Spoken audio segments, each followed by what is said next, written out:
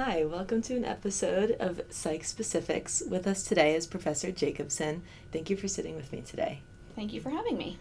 So in Psych 101, the students learn about the different perspectives or subfields within psychology, such as cognitive, social, clinical, and so on. Which of these perspectives best describes your training or research area? Well, my research area is not, and training is not listed there. I'm a developmental psychologist. I was actually trained as a lifespan developmental psychologist, so in my grad program, we learned all the way from conception through the end of life. So I was trained across the lifespan. Wow. But I do tap into cognitive as well as social aspects of development. Wow, that's really interesting.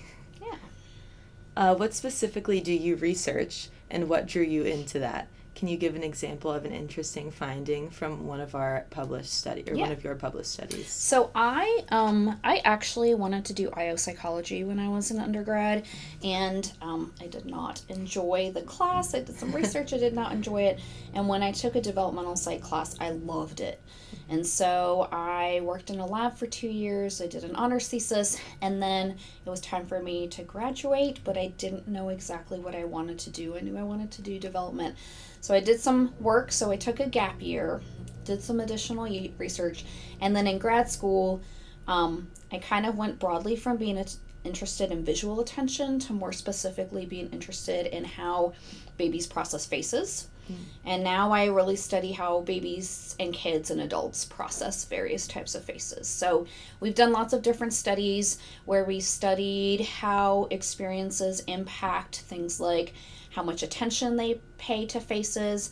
Our face stimuli have included human faces, non-human primate faces, mammal faces, and most recently in the last couple of years, we've been studying what's called pareidolia, is where you see faces and objects. So we just had a paper that was published, accepted for publication last week, that was looking at how children and adults process emotions in human faces, which we know a lot about, and then these pareidolic objects, like a pickle that looks angry. How do they process it?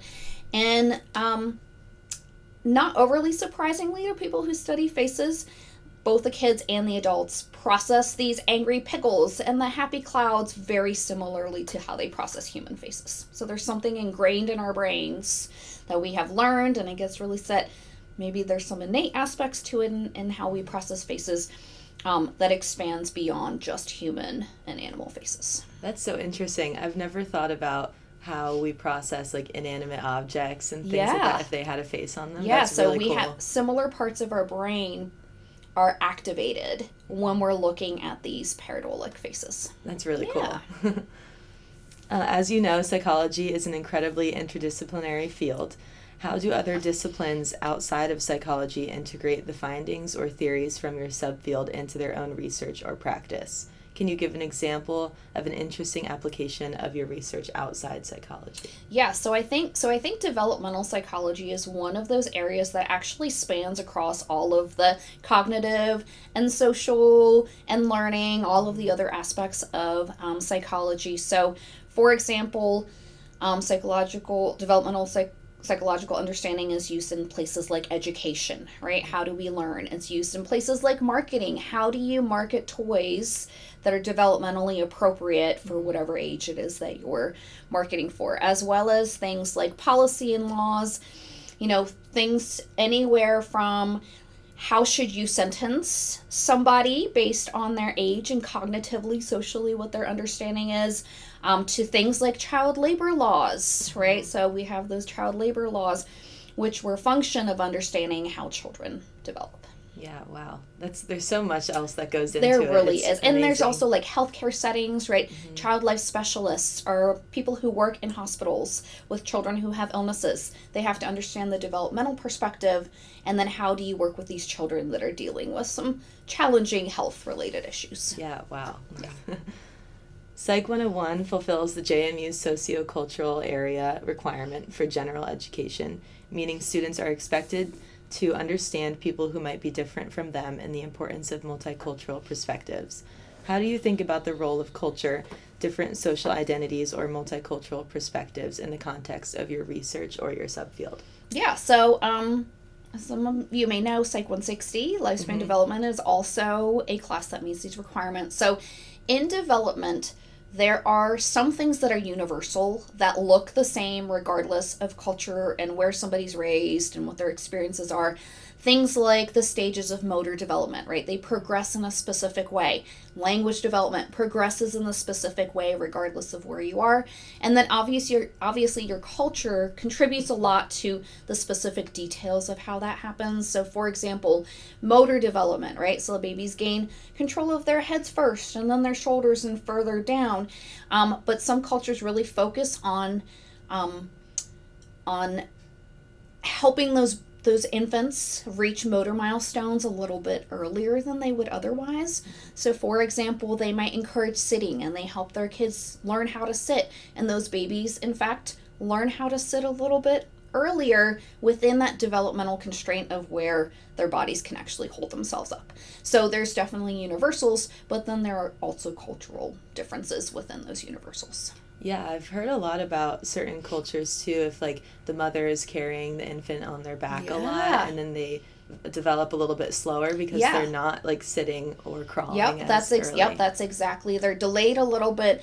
And then what's interesting is like, yes, in the immediate time frame they're delayed, but if you look at them when they're 3 years old, you're not going to be able to recognize that they were a couple weeks behind. Yeah.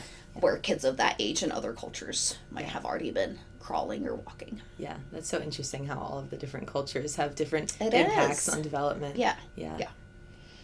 What advice would you give to yourself back when you were a student in Psych 101? So, to be completely honest, Psych 101 was not my favorite psych class.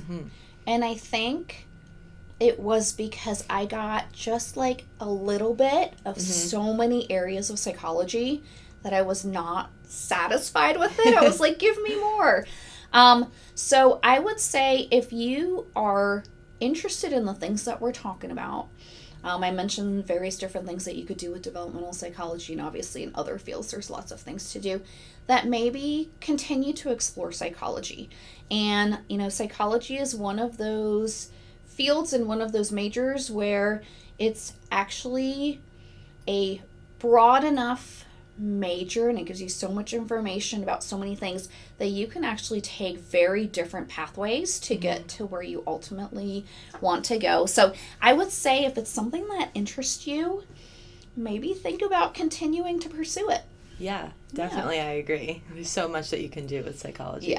Yeah. Well, thank you so much for your time today. Is there any advice or words of encouragement that you would want to leave us with? I don't think so. I think, Psych 101 is a gen ed class, and sometimes people are like, gen ed.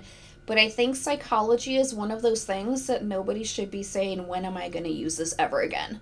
Because your entire life is essentially explained by psychological science. So I think take value in what you're learning in your classes. I think it's going to be relatively evident to see the content in the class and how that applies in your life. So enjoy it. Thank you so much. Yeah, thank you.